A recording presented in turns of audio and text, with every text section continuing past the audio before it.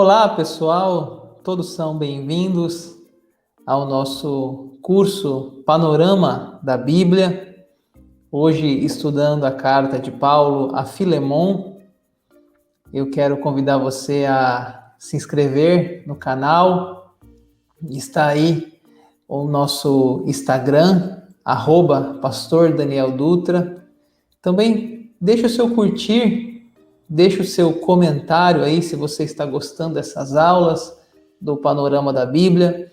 Nós já gravamos aí todo o Antigo Testamento e agora, hoje, já finalizando a última carta de Paulo. Já está gravado Mateus, Marcos, Lucas, João, Atos e as 13 cartas de Paulo aí no nosso canal. Então vamos interagindo aí, vamos conversando aí pelos nossos comentários do YouTube também. Então, como falamos, hoje nossa carta a Filemon, é interessante destacar que essa é a menor carta do apóstolo Paulo, das suas últimas 13 cartas. Das suas 13 cartas, essa é a última na ordem que está ali na Bíblia, estudando ali Romanos, Coríntios, Gálatas, Efésios, Filipenses, Colossenses, Timóteo, Tito, e chegando ali até Filemon, naquela ordem que está na Bíblia. São 13 livros de Paulo, 13 cartas, e essa é a menor carta de Paulo. No grego, ela tem 335 palavras. Aqui na nossa Bíblia, um capítulo somente. Então, nós vamos conhecer um pouquinho mais dessa carta, que tem três personagens: Paulo, o escritor, o apóstolo; Filemon, que é um dono de fazenda, um fazendeiro, dono de escravos na época; e Onésimo, que é o escravo, que vai ser um dos temas aí também dessa carta. Então, três personagens principais: Paulo, Filemon e Onésimo. Se você ainda não conhece, fique comigo aí, você vai aprender um pouquinho mais dessa carta de hoje. Autor da carta, começamos lá, Filemon 1:1. Paulo, prisioneiro de Cristo Jesus, e o irmão Timóteo, ao amado Filemon, também nosso colaborador. Então aqui a gente começa já vendo quem escreveu essa carta: Paulo, prisioneiro de Cristo Jesus. E aí aparece aqui Timóteo e o irmão Timóteo, mas Timóteo não é o coautor da carta. Paulo escreveu essa carta em primeira pessoa, mas em respeito à presença de Timóteo ali com ele, o apoio que Timóteo dava ao seu ministério, Paulo cita o irmão Timóteo também nessa carta, mas a autoria realmente é de Paulo. Quais são os destinatários dessa carta? Ou seja, para quem Paulo escreveu? Se você vê ainda no versículo 1, fala Paulo, prisioneiro de Cristo Jesus, e o irmão Timóteo, esses são os que escreveram, e o destinatário: ao amado Filemon. Aqui está a quem foi o destino: amado Filemon, também nosso colaborador, e a irmã Áfia, e a Arquipo, nosso companheiro de lutas, e a igreja que está em tua casa. Então essa carta é direcionada a Filemon, tanto que leva esse nome, né? Filemon. Quem era Filemon? Era um rico senhor de escravos que foi convertido pelo ministério de Paulo. E é interessante aqui que também ele direciona a carta a Áfia, a Arquipo, que aqui é uma família: Filemon, Áfia e Arquipo, o pai, a mãe e o filho. E também fala aqui uma coisa interessante aqui no final: a igreja que está em tua casa. Possivelmente, então, havia uma igreja que se reunia ali. É bonito a gente falar sobre isso, especialmente no trabalho de pequenos grupos, que a gente vê que até o 3º século as igrejas não tinham templos, elas se reuniam nas casas.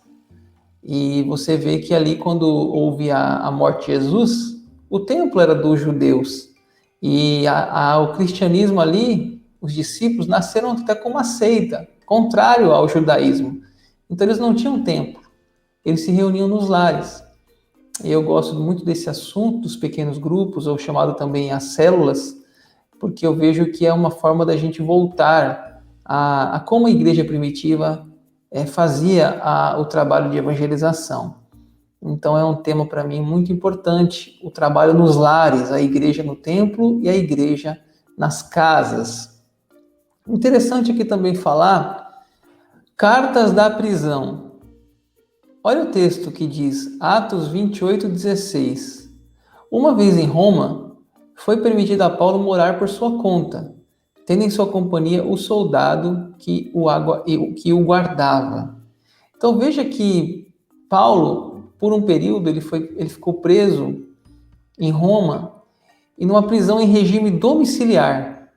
E nessa prisão em regime domiciliar, ele teve a oportunidade de pregar a palavra de Deus. E nesse tempo ele escreveu as cartas da prisão, que são 4: Efésios, Filipenses, Colossenses e Filemão. E ele escreveu mais uma carta também da prisão, que é a 2 Timóteo, mas possivelmente numa outra prisão, numa segunda prisão ou na sua última prisão, quando ali acontece o seu martírio.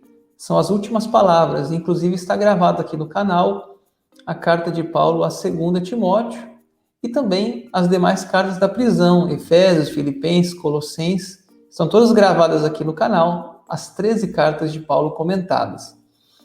E possivelmente Paulo conheceu, em uma das suas prisões, Paulo conheceu um homem fugitivo chamado Onésimo.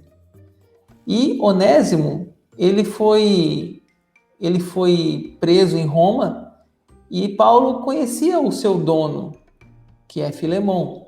Então Paulo escreve uma carta a Filemão, que é o que nós estamos aqui estudando hoje. Mas antes disso, vamos ver aqui algumas vezes nessa carta que aparece a palavra prisioneiro, para a gente confirmar que realmente Paulo estava preso. Filemão 1:1 diz, Paulo, prisioneiro de Cristo Jesus. Então aparece aqui a palavra prisioneiro, né?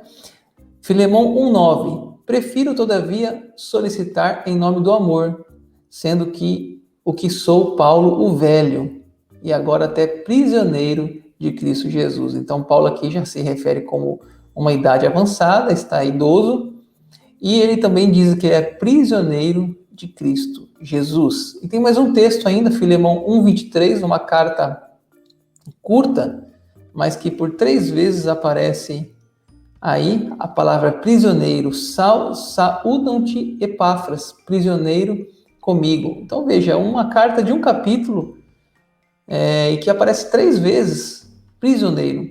Então Paulo realmente estava preso. E por 2 vezes aparece a palavra algema. Filemão 1:10. Sim, solicito-te em favor do meu filho Onésimo, que gerei entre algemas. E aparece também no versículo 13. Eu queria conservá-lo comigo mesmo, para em teu lugar me servir nas algemas que carrego por causa do evangelho. Então você veja que aparece a palavra algemas 2 vezes e aparece a palavra prisioneiro 3 vezes numa pequena carta. Agora, vamos falar aqui um pouquinho quem era Filemão. Como eu disse aqui no começo da aula, temos 3 personagens principais. E para você entender essa carta, você tem que entender quem são esses 3 personagens. Paulo, Filemão e Onésimo. Então vamos começar com Filemão. Filemão, talvez você busque um nome para o seu filho, eu sempre gosto de falar o significado dos nomes. Filemão, aquele que é gentil. Então Filemão, ele era possivelmente um homem rico, dono de propriedade e dono de escravos, e que foi convertido pelo ministério de Paulo e que tinha uma igreja em sua casa, que tinha um culto no lar, que tinha ali um início de uma igreja, que se reunia na casa de Filemão. E aí eu quero deixar um versículo aqui que mostra que Filemão realmente foi convertido pelo ministério de Paulo. Eu, Paulo, de próprio punho, escrevo, eu pagarei, para não te alegar que também tu me deves até a ti mesmo. Então, possivelmente, Filemão foi um homem convertido no ministério de Paulo. Deus usou Paulo para trazer uma mudança na vida de Filemão.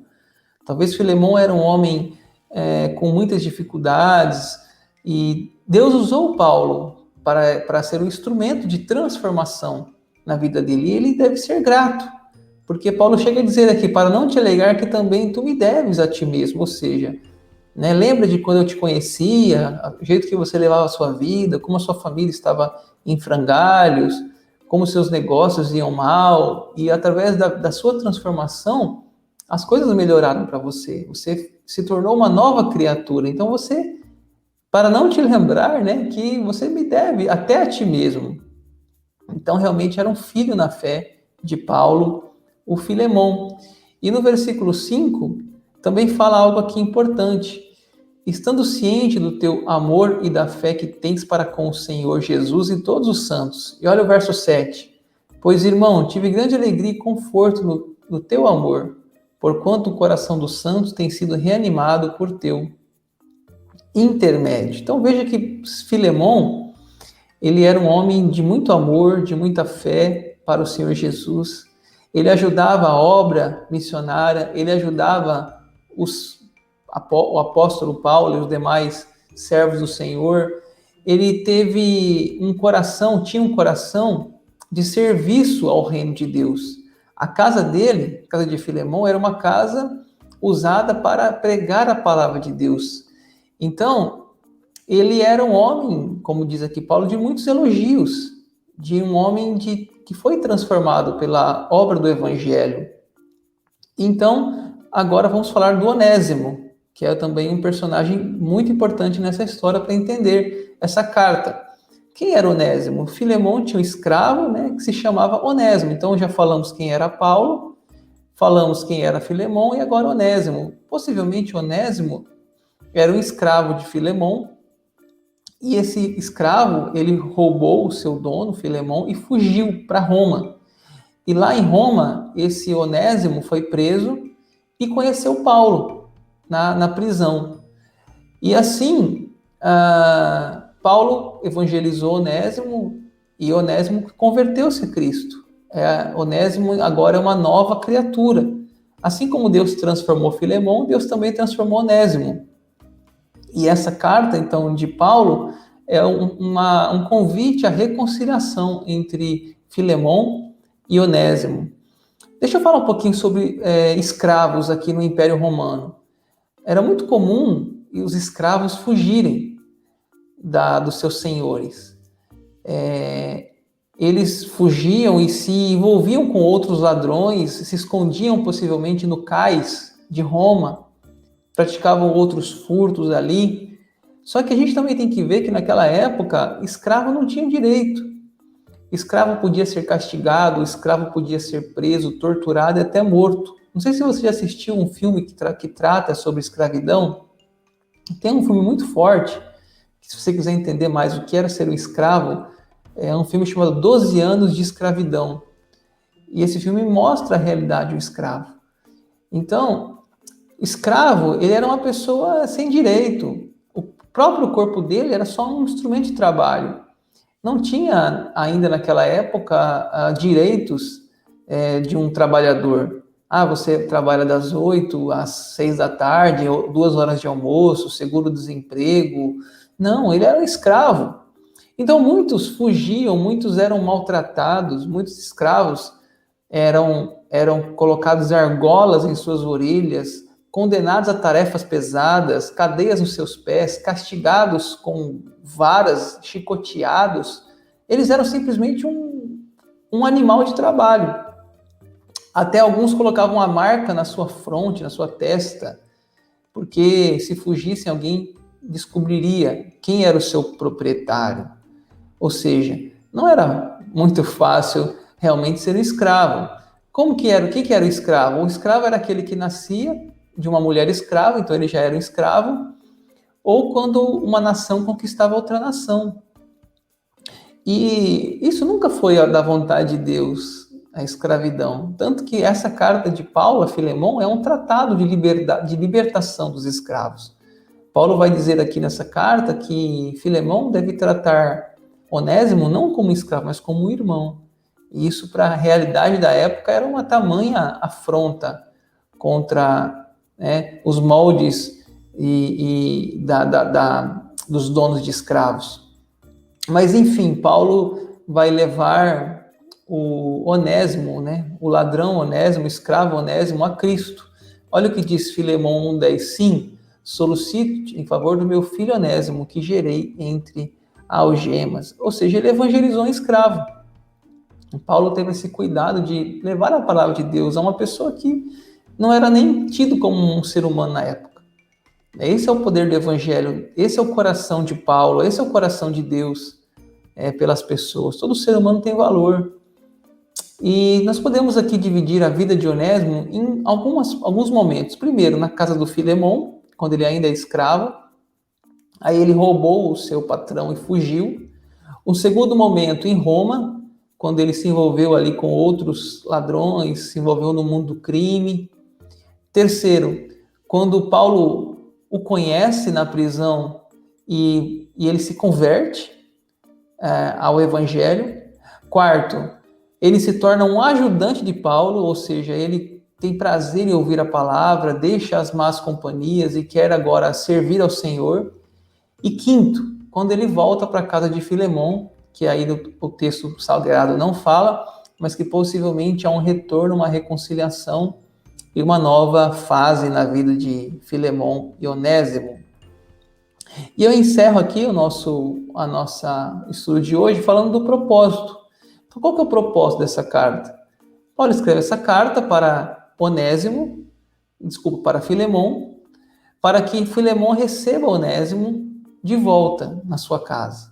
Porque agora Onésimo é uma nova pessoa, é uma nova criatura. Onésimo está arrependido do que fez. E Onésimo agora quer recomeçar a sua vida. Segundo a lei romana, o Onésimo poderia ser morto, crucificado, torturado. Mas, agora, como Paulo sugere, que Filemão dê uma nova chance, que Filemão dê uma nova oportunidade, porque Filemão ele pode agora ser útil ao ministério de Paulo. Interessante que quando Paulo escreve a carta a Filemão, ele escreve uma linguagem de amor e não de autoridade. Ele fala, Filemão 1,8, pois bem, ainda que eu sinta plena liberdade em Cristo para te ordenar o que convém, prefiro todavia solicitar em nome do amor, sendo que sou Paulo o velho e agora até prisioneiro de Cristo Jesus. Então Paulo poderia usar uma voz de autoridade apostólica, mas ele preferiu sensibilizar Filemão pelo amor. Ele era idoso, estava preso. Em vez de ordenar, ele pede a Filemão que repense, que dê uma nova chance. Em vez do grito da imposição, ele usa a súplica do amor, porque a humildade abre mais portas do que a arrogância. Esse é o ensino dessa carta para nós. A forma como nós conversamos com as pessoas. Às vezes a voz de autoridade espanta, a voz da arrogância, a voz do grito, quem fala por último, quem fala mais alto. Mas Paulo, você pode ler essa carta depois inteira, Paulo usa uma linguagem do amor, solicitando, tentando mostrar o que ele está passando lá em Roma e que Filemão se compadeça e dê uma nova chance, até porque o Filemão também é um homem agora convertido e passou pela transformação do Evangelho. Olha aqui o próximo versículo, 14. Nada, porém, quis fazer sem o teu consentimento, para que a tua bondade não venha a ser como que por obrigação, mas de livre vontade. Então aqui mais uma vez esse tema, né? Não é por obrigação, é de livre vontade. Paulo não está ordenando, está pedindo.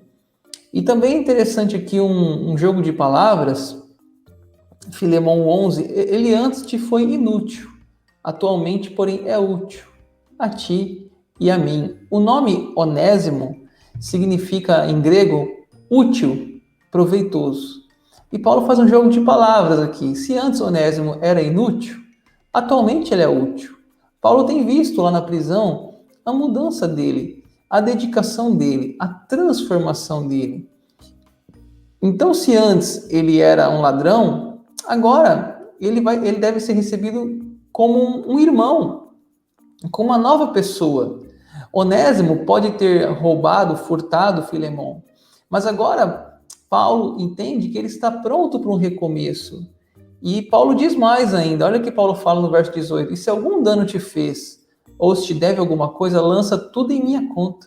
Eu, Paulo, do próprio punho o escrevo, eu pagarei, para não te alegar que também tu me deves a ti mesmo. Ou seja, Paulo pede a Filemon que dê essa nova chance a Onésimo. Ah, mas ele furtou um bem, eu vou pagar, põe na minha conta isso. Você veja que Paulo ele acredita na mudança do ser humano. Para Paulo não há casos irrecuperáveis. Onésimo roubou, fugiu, sim, foi capturado, foi encarcerado, mas Deus colocou em seu caminho o apóstolo Paulo, e agora Onésimo é uma nova pessoa. Aquele que está em Cristo é nova criatura. A conversão é um motivo de mudança. Quem que se converte genuinamente paga suas dívidas, guarda suas promessas, é diligente, está ocupado e faz a restituição daquilo que defraudou, daquilo que roubou. Então, Paulo acredita sim que o que ele escreveu, que as pessoas podem mudar, que as pessoas podem melhorar, que as pessoas podem fazer a diferença na sua vida, depois do encontro real e genuíno com Cristo. Então, Paulo diz para ele ainda no verso 17: se, portanto, me consideras companheiro, recebe-o como se fosse a mim mesmo. Então, Paulo pede que ele receba de novo, que Filemon receba de novo Onésimo, que Filemon dê uma nova chance, que antes Onésimo era inútil, agora ele é útil. Antes ele era escravo, agora é um irmão. Antes ele era um ladrão, agora uma pessoa honesta. Antes um fugitivo, agora Onésimo precisa de perdão. Essa é a nossa explicação do nosso livro Filemon, da nossa carta de Paulo a Filemon. Agradeço pela sua companhia. Se você ainda não é inscrito no canal, se inscreva. Deixe seu curtir aí se gostou do conteúdo, deixe seu comentário. E se você ainda não segue lá no Instagram, @Pastor Daniel Dutra, segue lá, porque eu sempre mando lá as nossas novas propostas, nossas novas ideias, e sempre quando eu lanço um material, eu posto lá.